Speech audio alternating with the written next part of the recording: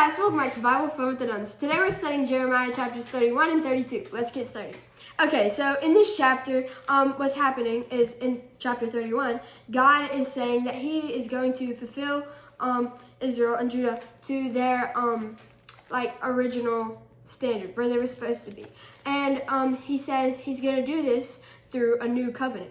So we already had a covenant, and we got that covenant while we were in the wilderness on Mount Sinai. And Moses was the one actually physically writing the stuff down, but God gave them the covenant basically. And so he said that they were going to have a second covenant that would basically help everything. And remember, Jeremiah is a prophet, so he's predicting this stuff. And lo and behold, once we get to Matthew, Jesus actually comes around, and he was the covenant that they were talking about. And yeah. Okay. And my verse comes from chapter 31, 29 and 30. It says, "In those days it will never again be said, the father has eaten sour grapes, and the children's teeth are set on edge. I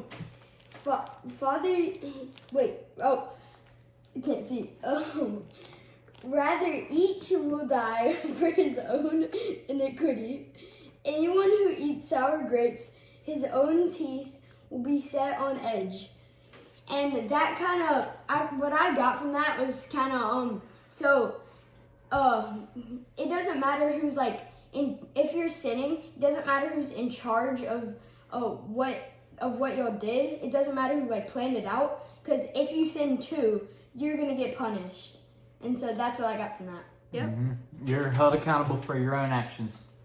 So reading through this is kind of some of the better chapters, because we kind of see a sense of hope, and that's not seen a whole lot through Jeremiah, as you've been able to tell. But right here we see this big sense of hope that God's going to restore Israel. And in verse 33 he says, "I will write my law on their hearts and write it on their minds." And so this is something that kind of stuck out to me this last year when they were doing Bible drill.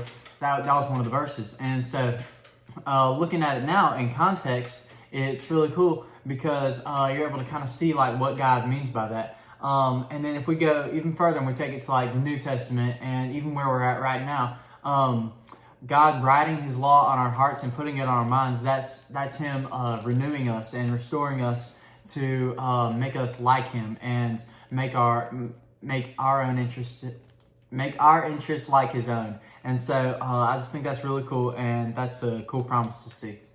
All right, so that was 31 and 32. We're going to see y'all tomorrow in 33 and 34. Bye.